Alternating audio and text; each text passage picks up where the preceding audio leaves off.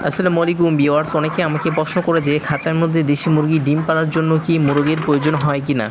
আসলে তা নয়, মোরগের প্রয়োজন হয় শুধুমাত্র ডিম থেকে বাচ্চা ফোটার জন্য, মানে বীজ, ডিমটা যাতে বীজ থাকে বা ডিমে যাতে ব্রণ জন্ম নেয় তার জন্য মোরগের প্রয়োজন হয়। অন্যথায় মোরগের কোনো প্রয়োজন হয় না মুরগি ডিম পাড়ার জন্য। অনায়াসে মোরগ ছাড়াই আপনি খাঁচার মধ্যে দেশি মুরগি পালন করে ডিম পেতে পারেন। আরেকটা প্রশ্ন হলো, খাঁচার মধ্যে দেশি মুরগি পাললে কি লাভ হয় নাকি লস হয়?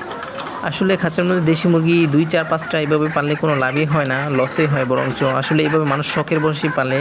কেউ যদি বাণিজ্যিকভাবে পালে তাহলে সেটা আলাদা, হয়তো সেখানে লাভ আছে, তার জন্য মানুষ বাণিজ্যিকভাবে পালে। আর এইভাবে পারলে লসই বলা যায়, কারণ দেশি মুরগি খাঁচার মধ্যে সবসময় ডিম পাড়ে না, অনেক গ্যাপ দিয়ে ডিম পাড়ে, কারণ এদের শরীরে ক্যালসিয়ামের ঘাটতি থাকে খাঁচায় বন্দি থাকার জন্য।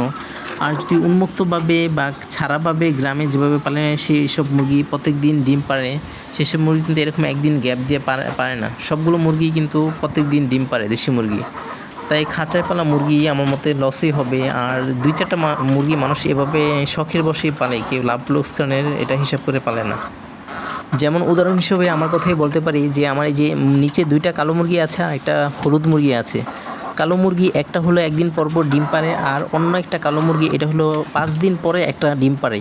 আর হলুদ মুরগিটা এখনও ডিমে আসে নাই, কিন্তু এদের সবার বয়সে কিন্তু সেম, একই দিনে কিন্তু এরা ডিম থেকে ফুটে বের হয়েছে। এত লেট বা গ্যাপ দিয়ে খাঁচায় দেশি মুরগি পালাটা আমার মতে লসই হয়, কারণ এরা ঠিকমতো ডিম দেয় না। আর এদের শরীরে পুষ্টি চাহিদা বা ক্যালসিয়ামজনিত অনেক কারণে হয়তো এরা প্রত্যেক দিন ডিম দেয় না। আমার মতে দেশি মুরগি যদি উন্মুক্তভাবে ছেড়ে পালা যায় তাহলে হয়তো লাভ আছে, কিন্তু এভাবে যে পরিমাণ খাঁচার মধ্যে খাবার দিই সে পরিমাণ ডিম পারে না, অনেকটাই গ্যাপ দিয়ে ডিম পারে। 3 দিন বা 5 দিন পরে একটা ডিম পারে, এরকম তো লস হবেই। যাই হোক, মানুষ শখের বশে অনেক কিছুই পালে, তো এইসব কোনো লস না, শখটাই হলো আসল ব্যাপার। 3 দিন পর আমার একটা কালো মুরগি ডিম পেড়েছে, সেই ডিমটাই আমি এখন কবুতরের কাছে রেখে দিলাম, কারণ কবুতরটাও ডিম পাড়ার জন্য প্রস্তুতি নিচ্ছে, হয়তো 2, 4 দিনের মধ্যে আবার ডিম পাড়তে পারে এই বাচ্চাগুলো রেখে। তো আমি ডিমটা ফ্রিজে রেখে দিলাম, আর এগুলো হলো কেনা ডিম। যাই হোক, ভালো থাকবেন, আল্লাহ হাফেজ।